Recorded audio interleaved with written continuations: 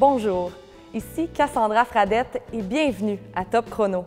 Cette semaine, un spécial 100% femmes. Au programme, les Canadiennes de Montréal, portrait de l'attaquante Anne-Sophie Bettheze. Bas de nylon, 4 jeunes femmes bousculent le monde du rap québécois. Québécoises, musulmanes et après, un photoreportage sillonne le Québec. Les femmes dans la télé-réalité, une image souvent difficile à porter. Tout cela et bien plus encore en 27 minutes, Top Chrono.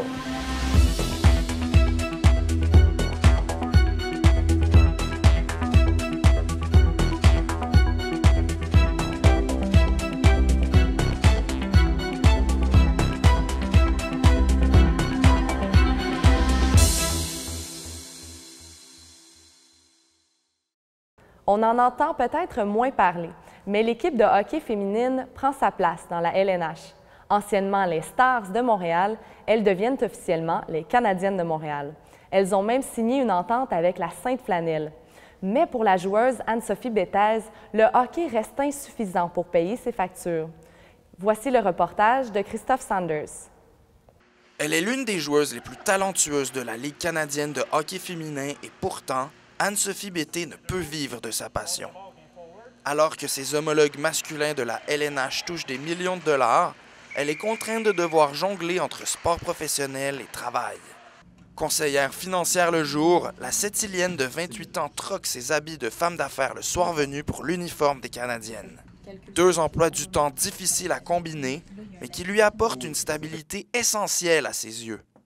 Quand tu es au hockey, tu penses pas à tes examens, tu penses pas au travail, tu penses pas à rien. Fait que pour moi, ça a été une libération, puis ça me donne mon équilibre. Parce que, tu sais, des fois, j'arrive le soir, puis je me dis, bon, qu'est-ce que je devrais faire avec tel dossier? Puis, tu sais, ma tête, elle tourne. En ayant le hockey, bien, ça me permet d'avoir ce petit break-là, si on veut. À un âge où beaucoup sont contraintes d'abandonner leur carrière d'hockeyeuse, la meilleure pointeuse du circuit en 2014 assume les 2 rôles avec brio et suscite l'admiration de ses pairs. Ces joueuses-là le font vraiment pour une passion, là, un niveau de passion qui est extraordinaire. Écoutez, le concilier travail, famille, il y en a certains qui ont des familles, d'accord? Puis hockey, avec le temps que ça demande, j'ai beaucoup de respect pour ce qu'ils font. Malgré l'arrivée d'une ligue concurrente aux États-Unis où les joueuses sont rémunérées, pour elles, l'exode n'est pas une option. Pour l'argent qu'on est payé ici, avec nos propres travails, il faudrait que le montant soit quand même assez élevé pour que moi, je parte. Peut-être si j'avais été plus jeune, peut-être ça avait été une option, mais actuellement, je te dirais, pour moi, je pense pas que j'irais explorer cette avenue-là, à moins qu'ils me donnent des millions. Là. C'était Christophe Sanders à Montréal. Le milieu du rap québécois est dominé par les hommes. Et pourtant, un groupe de jeunes femmes fait ses marques. Bas de nylon, composé de Marigold, La One Again, Martha et Jay-Z, gagne en popularité. Annie Calamy les a rencontrés. C'est quoi post-hypersexualisation? Qu'est-ce que ça veut dire? On fait du rap habillé. Ouais, exact. C'est vraiment ça, grosso modo. Marigold, One Again, Martha et Jaggy G forment le groupe Bas de nylon et elles viennent de sortir leur 2e album. Ça a commencé il y a environ 2 ans, donc j'étais revenue de voyage. J'avais le désir de faire du rap, mais également d'être derrière les beats. Seul groupe hip-hop francophone 100% féminin, Bas de nylon se démarque dans la scène émergente du rap québécois. Je suis dans un groupe de rap, OK? Juste des filles. Ah! Ouais. Juste des filles! Qui font les beats, font ah! Le titre de leur second album, Le 2e set, s'inspire de l'ouvrage Le 2e sexe de Simone de Beauvoir. Une référence qui renforce le caractère féministe du groupe, malgré le fait qu'elles ne le prennent pas trop au sérieux. Un essai philosophique super important, pourquoi pas, tu sais, nous, le petit groupe de Montréal, qui a grandi dans le Bronx de La Salle. Simone de Beauvoir n'est pas la seule influence des jeunes rappeuses qui aiment puiser dans la littérature pour écrire leurs rimes. On essaye justement de sortir d'un espèce de carcan dans lequel les gens peuvent décider de nous mettre sans qu'on le veuille, justement parce que tu fais du hip-hop. Tu es censé faire juste des rimes. Seulement 8 mois après la parution de leur premier album, Musique de brunch, Bas de nylon a su développer un style plus sophistiqué qui explore différents genres musicaux. On n'est pas des filles qui écoutent juste du rap, on veut pas faire semblant qu'on écoute juste du rap. Fait que les influences viennent de tous les côtés, dans le fond. Après une année très mouvementée pour un jeune groupe, les filles ont décidé de se poser quelques mois pour voyager et travailler sur divers autres projets. Elles espèrent mieux revenir l'année prochaine. À suivre dans ce spécial féminin, un reportage sur la télé-réalité. Entre la fille sexy et la meilleure amie, quel choix s'offre réellement aux participantes? Mais pour le moment, un sujet d'actualité. À l'heure où le niqab est au cœur du débat politique, l'exposition itinérante québécoise, musulmane et après sillonne la province depuis quelques mois. C'est un photoreportage de 24 photos. Il est le fruit du partenariat entre un organisme chrétien, le Centre Justice et Foi, et l'association musulmane La Voix des femmes. Notre reporter se trouve présentement sur les lieux de l'exposition. Wildinette, pouvez-vous nous en dire plus? Oui, effectivement, je suis à l'exposition musulmane québécoise et après. Elle se tient présentement au YMCA du centre-ville de Montréal. Comme vous pouvez le voir, plusieurs photos sont affichées dans le hall d'entrée de l'édifice. Chacune d'entre elles représente une facette de l'intégration des musulmans et musulmanes dans la société québécoise. Ça va de l'intégration dans le milieu professionnel à l'expression spirituelle à travers l'art ou l'engagement social. Par exemple, sur cette photo-ci, nous voyons plusieurs femmes musulmanes offrir le repas de Noël dans une association caritative. Selon l'expert, cette initiative est bénéfique pour la société québécoise. Écoutons-le. Cette exposition-là nous donne plus accès à ce que je voudrais dire, ce que je pourrais appeler les musulmans ordinaires du Québec tels qu'on les connaît. Donc, ça nous permet de les rencontrer au moins en image et sinon en personne s'ils fréquentent l'exposition. Donc, ça ne peut que restituer ou de mettre une meilleure lentille sur la caméra de la réalité. Le photoreportage, c'est un bon moyen de visualiser l'univers musulman dans de petites choses banales. Alors, ce qui fait que quand on voit un nombre incalculable de femmes avec de niqab, on a l'impression que les femmes avec un niqab, peu importe ce qu'on en pense, sont nombreuses. Parce qu'on en voit, on en voit, on en voit. On est coupé du réel. L'étudiante musulmane qui fréquente l'université, elle a la même vie que ses amis de classe en général. Fait que c'est bon de les voir au travail, au café, écouter une partie de soccer, des choses qu'on devrait banales, mais qu'on est obligé de faire. Alors, en ce sens-là, le reportage photographique est bon. C'est pas la seule chose, hein, c'est pas la seule façon de mieux connaître une communauté, mais c'est une façon très immédiate et très concrète de le faire. Si elle est vue par des acteurs sociaux, je pourrais dire les gens qui sont dans le social, dans le communautaire. Je ne parle pas de communautaire musulman, mais des CLSC. Les politiciens, c'est d'une importance primordiale, et les journalistes. Donc, si ces gens-là vont voir l'exposition, se sensibilisent à la situation réelle des musulmans, bien, dès lors qu'ils sont sensibilisés, les faits vont suivre, je pense. C'est-à-dire qu'on voit plus clair, on connaît plus nos concitoyens. Alors, les gens sensibilisés, je dis bien, risquent de changer un petit peu leur approche s'ils en ont tiré un bénéfice. Alors oui, ça devrait arriver. Et surtout, il faut cibler les personnes qui sont concernées par ces questions, donc politiciens, acteurs sociaux de différentes natures. Merci, Wildinette. Notre journaliste Mariama Diallo est avec nous sur le plateau. Bonjour, Mariama. Bonjour, Cassandra. Alors, vous êtes allée avec Wildinette à l'exposition itinérante québécoise, musulmane et après. Et parlez-moi plus de ce partenariat entre chrétiens et musulmans. Alors, il y a deux organismes qui sont en jeu dans cette exposition québécoise musulmane et après. C'est le Centre Justice et Foi et La Voix des femmes. Donc, le Centre Justice et Foi, c'est un organisme plus de spiritualité chrétienne. Et eux, ils veulent vraiment porter une réflexion, un regard critique sur la société, que ce soit au niveau politique, sociétal, économique et même religieux. Donc, ils s'intéressent aussi au débat interreligieux. L'organisme musulman, c'est La Voix des femmes. Donc, cet organisme-là, c'est un organisme à but non lucratif qui essaye de promouvoir la solidarité entre femmes musulmanes et essayer de les pousser à s'impliquer un peu plus dans la société et dans différents enjeux, comme les enjeux politiques, sociétals, environnementaux, économiques et religieux. Donc ces deux organismes, c'est eux qui se sont associés pour cette exposition, et ils ont voulu le faire pour plusieurs raisons. Tout d'abord, ils nous ont expliqué qu'ils voulaient montrer la diversité des musulmans qui habitent au Québec, et vraiment essayer d'améliorer le vivre ensemble en montrant cette diversité-là. Ils voulaient aussi favoriser le dialogue interreligieux et permettre de briser les préjugés qu'il y a sur l'islam qu'on rencontre très souvent en fait, dans la sphère publique. Donc la coordinatrice de la Voix des femmes, Eve Torres, elle nous a expliqué d'où lui était venue cette idée, donc je vous propose de l'écouter. C'est une idée que j'avais eue il y a quelques années, peut-être au moment de la charte, en me demandant comment on pourrait représenter la diversité des musulmans au Québec.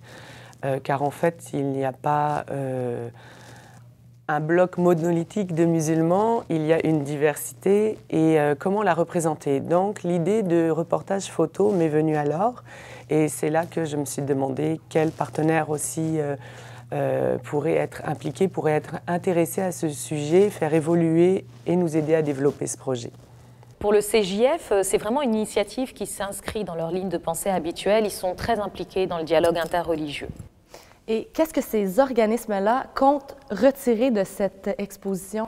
Alors, les organisatrices, elles nous ont dit qu'elles ne s'attendaient pas forcément à voir un changement drastique de la société, ni une révolution de tolérance, mais en fait, elles veulent surtout pousser les gens plus à réfléchir et à aller vers l'autre. Pour elles, c'est vraiment ça qui est le plus important, c'est le premier pas vers l'acceptation de la différence. D'ailleurs, la directrice du CJF, Elisabeth Garand, nous a expliqué que c'était vraiment important de bousculer les stéréotypes sur la communauté musulmane. Donc, je vous propose de l'écouter. On oblige les gens parfois à dépasser les premières façons d'aborder la question de l'islam au Québec. C'est toujours plus confortable d'aller rencontrer un musulman qui ne se démarque pas beaucoup de la population majoritaire. C'est plus rassurant, c'est moins confrontant.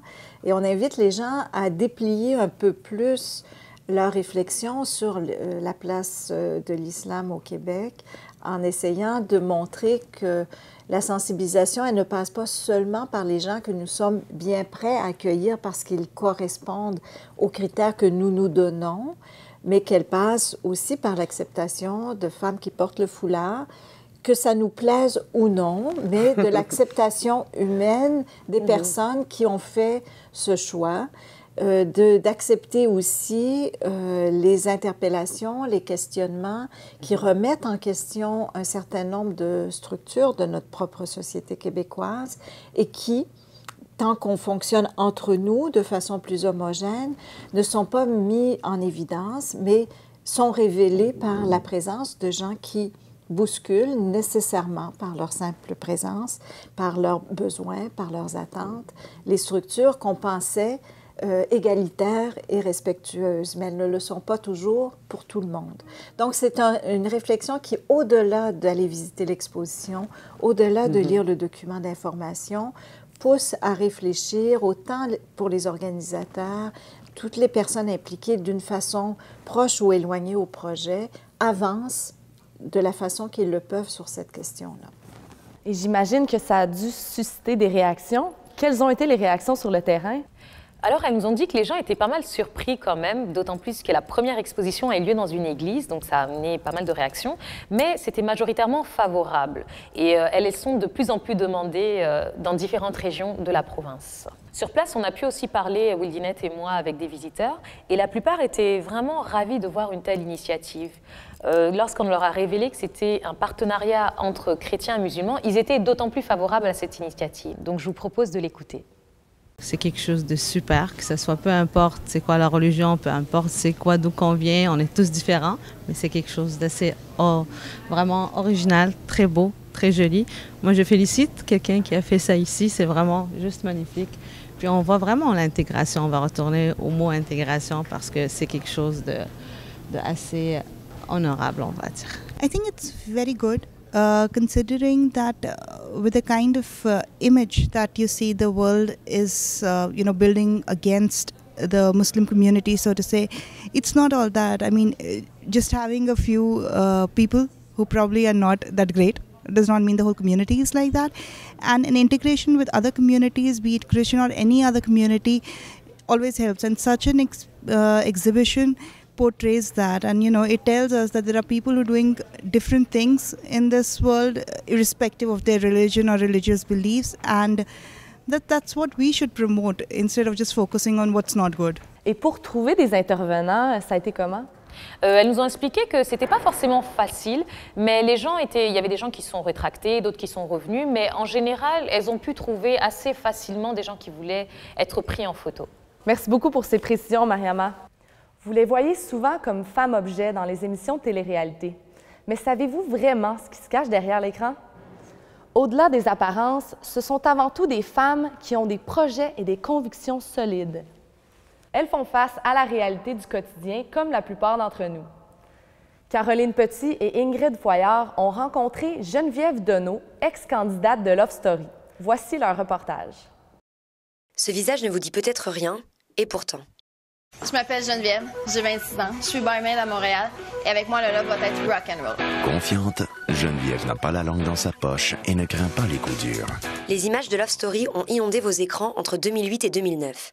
Geneviève Deneau a incarné l'une des figures emblématiques de la télé-réalité. J'étais comme la fille forte puis tough parce que moi je me chicanais avec les gars en général. Fait que c'était vraiment quelque chose que j'étais tough puis je voulais pas. C'est pas nécessairement chercher la chicane, mais je mettais mon pied à terre puis tu sais comme mettons dans cette situation-là, ils font toujours comme si pour nous mettre en confrontation, tu sais choisis lequel tu veux qu'il gagne. Ben pourquoi, tu sais, fait que à chaque fois ben c'est ça fait un peu de chicane, mais moi je me tenais debout puis tu sais quand il y avait des points que j'aimais moins, je le disais fort. Car dans ces télé-réalités, chaque personne a un rôle à jouer dont les traits de caractère sont inspirés de stéréotypes particuliers qui ont toujours plu au public de ce type d'émission. Pierre Barrette, professeur à l'école des médias de l'UQAM, nous en dit plus sur cette caractéristique. Dans ces émissions-là, où on doit créer du drame, où on doit créer du récit à partir de la réalité, c'est la prémisse de base, il est bien évident que les gens, au départ, sont sélectionnés, hommes comme femmes, à partir de grandes catégories, à partir de grands stéréotypes. On a effectivement du côté de la femme la bimbo, l'hystérique, la séductrice, la femme-enfant. Bon, ce sont des types de personnages qui existent, qui sont bel et bien présents dans ce qu'on appelle la Bible de ces émissions-là. Il n'y a pas que les stéréotypes qui sont accentués. Les producteurs jouent aussi sur les relations humaines. Oscillant entre coup de gueule et coup de cœur, ils savent très bien comment captiver les téléspectateurs. Geneviève en a fait l'expérience. Encore aujourd'hui, 8 ans après, lorsque l'on tape son nom dans un moteur de recherche, l'un des premiers résultats correspond à une dispute qu'elle a eue sous la douche et pour laquelle elle ne soupçonnait pas une telle ampleur. Mais c'était comme un peu la scène tournante de mon édition, dans le sens qu'avant, cette scène-là, on me voyait pas tant, j'étais tranquille, tout ça, puis est arrivée cette scène-là, puis ça fait comme « Oh my God, qui c'est jeune, la fille qui chiale », puis ça avait duré comme 3 jours, cette affaire-là de remise en question, puis que les filles étaient fâchées après les gars, parce que dans ce milieu-là, on est tellement tout ensemble qu'il y a quand même des lois non écrites. Je savais que ça ferait peut-être plus un show. On va en beurrer plus épais. Je voyais que les filles embarquaient. Je suis comme, why not? Go, go, go, j'en mets. Puis, tu sais, oui, je trouvais ça insultant et humiliant le fait que tu l'ouvres la porte, mais j'aurais pas autant mis d'effort à ce que ça paraisse plus gros que ça à la télé. Comme nous le précise Pierre Barrette, les candidats sont loin d'être naïfs vis-à-vis des images qui vont être montrées aux téléspectateurs. Mais ils savent qu'ils ont un rôle à jouer et ce rôle-là, ils vont le jouer d'autant mieux qu'ils poussent le rôle à fond. Laisse faire les ondes, c'est une question de bouteilles. Il y a 3 bouteilles, on est 15 ici. Il y a 2 bouteilles pour 10. Qu'est-ce qu'ils ont dit tout à l'heure? Ça va droit à boire les bouteilles si vous voulez. Rôle amplifié par les candidats et les producteurs, mais aussi moment de vie sorti de leur contexte et grossi par les montages, la production a le plein pouvoir de diffusion. L'impact, si maintenant je te dis une chicane qui aurait duré 3-4 minutes, bien pour le show télé, ils sont capables de le mettre sur 3-4 minutes-là intense, que les gens pensent que ça a duré toute la journée, mais ça n'a pas duré toute la journée, c'était juste comme peut-être un petit maigre accrochage qui a fait en sorte que là, ça a la grosse affaire. Par exemple, on crée des conflits à partir d'un certain nombre d'images, un certain nombre de plans. On crée des conflits entre 2 personnes qui ont peut-être duré une journée ou 2, mais qu'on a étirés dans l'émission pendant des semaines ou sur des mois. Ces conflits leur ont permis de devenir vedettes. Même après leur sortie, ils sont sollicités pour leur plastique et leur notoriété nouvelle. Le but étant de dévoiler une nouvelle image de ces femmes pour les élever au rang de fantasmes. Bien, en fait, je l'assume, ça me dérange plus. Tu sais, les photos qu'on voit, je sais qu'on parle celles de summum, je suis comme, elles sont belles, elles sont correctes. Oui, c'est en sous-vêtements, je suis comme, bof. Tu sais, je pense pas être la seule, là, au contraire, dans les gens qui ont fait de la télé ou du cinéma, il y en a, tu tapes n'importe qui, tu trouves des photos d'eux en sous-vêtements. Fait que, tu sais, je veux juste pas y penser que, tu sais, je pense pas à ça. Ce que ça amène, c'est souvent une image un petit peu rétrograde de la femme qui doit mettre en avant ses atouts habituellement là, les plus, je dirais, les plus sexuels, les plus physiques, mais c'est la même chose est vraie pour les hommes. Nous avons directement posé la question à Audrey Stenner, à la fois femme et spectatrice assidue de ce type d'émission. Pour moi, ça change rien. Mais c'est sûr que ça la valorise pas, mais ça la dénigre pas plus que ça. Enfin, en tout cas, c'est pas plus dévalorisant pour les femmes que pour les hommes. Dans les deux cas, ils savent très bien à quoi ils s'exposent. Ils savent qu'ils vont sûrement être humiliés. Enfin, ils vont être cible de critiques sur les réseaux sociaux. Mais c'est aussi ça le but, qu'on parle d'eux. Ils savent ce qu'ils font. Et je pense pas que ce soit plus dégradant que ça, parce que leur but à eux, c'est de divertir et c'est ce qu'ils font. Avec une moyenne de 3h45 par jour et par foyer, le temps passé devant la télé semble être une activité primordiale pour les familles. Le jeune public s'imprègne alors des images hypersexuées diffusées par la télé-réalité. À l'image de Nabila, la bimbo française par excellence, véritable modèle pour les jeunes filles. J'avais les cheveux noirs à l'époque, puis tu sais, la fille aux cheveux noirs un peu plus tough, qui rame un peu plus fort que les autres pour essayer justement de faire sa place. Fait qu'il y avait bien des filles qui m'avaient écrit après ça, puis qui ont dit « Ah, je me identifiais tellement à toi, t'étais comme moi. » Puis je les regardais, il y avait les cheveux noirs. Les filles s'identifiaient à moi. « Ah, je me suis sentie comme toi, gna gna gna. Je me suis sentie quand t'avais de la tête, je l'ai sentie. » Puis je suis comme « C'est cute. » Fait que oui, il y avait des gens qui étaient comme plus associés avec mon personnage, si on veut. Le public qu'on attire beaucoup avec ce type d'émission-là, ce sont les très jeunes filles. Et quand je dis les très jeunes filles, je parle de préadolescentes. Hein? Ça a été montré par les sondages qu'il y a beaucoup de jeunes filles de 10, 11, 12, 13 ans qui regardent assidûment ces émissions-là. Et là où c'est peut-être problématique, où là il y a peut-être un problème lié à cette situation-là, c'est que c'est l'âge où on se forme justement une idée, hein, où on développe sur le plan psychologique une idée de ce que c'est être une femme, de ce que c'est être un homme, donc des rôles genrés, des rôles sexuels. Geneviève rêve aujourd'hui de passer du devant de la scène à la réalisation avec sa propre émission de télévision. Malgré les conséquences que la télé-réalité engendre, il semble alors difficile pour ces anciennes vedettes de dire adieu au feu des projecteurs. Caroline et Ingrid nous ont rejoints sur le plateau. Bonjour. Bonjour. Alors, dites-moi, vous avez rencontré Geneviève Deneau de Love Story 5 et 6. Est-ce que vous pouvez m'en dire plus sur ce qu'elle est devenue? Oui, aujourd'hui, en fait, elle est directrice commerciale dans un concessionnaire automobile sur la rive sud de Montréal. Mais elle a toujours un pied dans la télé-réalité puisqu'elle compte monter sa propre émission de télé-réalité. Elle a déposé le projet auprès de plusieurs chaînes de télévision québécoises. Et en fait, ça serait sur la base de l'application Tinder pour rencontrer des gens et les piéger par une caméra cachée. Comment l'avez-vous rencontrée? Alors ça fait par les réseaux sociaux, parce que de toute façon, maintenant, pour contacter quelqu'un, c'est vrai que c'est beaucoup plus simple par les réseaux sociaux. Donc du coup, on a réussi à la contacter par Facebook. Elle était assez ouverte à la discussion, savoir ce qu'on voulait faire comme projet, etc. Et je pense que d'ailleurs, ça se rejoint un peu avec ce qu'Ingrid disait, dans le sens où, vu qu'elle a du mal à se détacher de ce monde de télé-réalité-là, quand on lui propose une interview avec des caméras, etc., forcément, ça va l'intéresser directement. Donc ça a été assez simple. OK, j'imagine le retour au quotidien ne doit pas être nécessairement facile. Comment elle a vécu ça? Bizarrement, très bien. Elle, pour le coup, elle a bien réussi à retomber sur ses pattes. Elle arrive très bien à allier son travail, comment dire, banal et le monde, la notoriété qu'elle a eue. Mais en fait, vu qu'il y a une nouvelle saison tous les ans de Love Story, elle a été vite oubliée d'un côté. Et elle avait une image de femme forte. Est-ce qu'elle a souffert de ça? Non, parce que c'était sa personnalité de base. Elle a juste amplifié pour la télé-réalité, pour faire le show, comme elle dit. Mais sinon, non, pas du tout, parce que c'était sa personnalité. Et j'imagine, en tant que femme, est-ce que c'est plus difficile? Ça a-t-il été plus difficile pour Geneviève de participer à l'émission?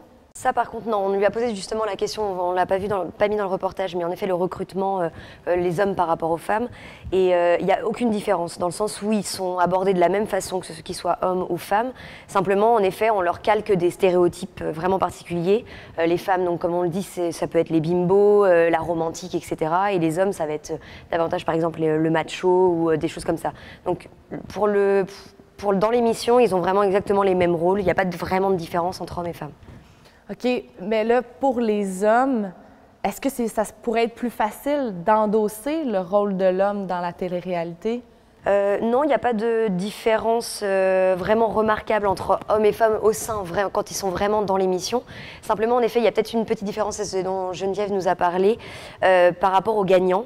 Parce qu'en effet, c'est davantage des jeunes filles qui regardent ce genre d'émission de télé-réalité d'enfermement et donc du coup au moment de voter, elles vont davantage voter pour un jeune homme qu'elles pourraient possiblement trouver séduisant, etc. Donc c'est vrai que c'est surtout des hommes qui gagnent ce genre d'émission.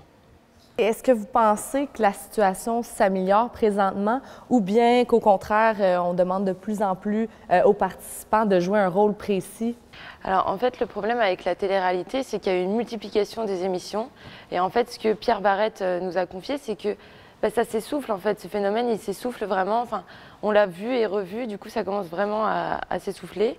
Et par contre, s'il y en a des nouvelles, ça sera toujours sur la même base, le même scénario, sur les mêmes stéréotypes pour les hommes et pour les femmes. Parce que c'est quelque chose qui plaît beaucoup au public. Donc au niveau de l'audience, de toute façon, c'est ce que cette tranche-là de la population attend de voir. C'est vraiment des stéréotypes un peu exacerbés, etc. Donc de toute façon, ça fonctionnera. Ouais, parce qu'il y a un scénario pour toutes les émissions que les productions suivent et parce que c'est celui vraiment qui plaît au public. Et elle, comment qu'elle s'est sentie de se faire contrôler? Est-ce que c'est fait un peu contrôler par ça? Ben, pas tant que ça, justement, c'est ce qu'on disait. C'est vu que c'est quand même sa personnalité de base, comme elle dit, c'est la fille tough, etc. Donc, vu que c'est sa vraie personnalité, simplement que ça a été un peu grossi par la production, mais elle s'est quand même reconnue dans les images. Il n'y a pas eu vraiment trop de décalage. Ouais, et puis en plus, comme elle dit, c'est vraiment pour faire le show, c'est son choix à elle. Elle sait que ce moment-là, ça va faire parler, et du coup, elle en remet une couche parce que c'est ce qu'elle aime faire, quoi. Ils savent ce qu'il faut. Alors, si je comprends bien, la télé-réalité, c'est une version exagérée de soi-même. C'est ça, ouais. Merci beaucoup, Caroline et Ingrid. Merci. Merci. Que ce soit dans le sport, la musique, la religion ou le divertissement, chacune de ces femmes que vous avez vues s'épanouit à sa manière. Malgré leur diversité, elles ont pour point commun d'être des femmes maîtres de leur destin. Voilà, c'est tout pour aujourd'hui. Lors de notre prochaine émission, Clara Lévy vous présente un reportage spécial sur les librairies indépendantes, un marché précaire mais unique. Elle vous retrouvera donc pour une autre émission d'information dans une semaine. Top Chrono!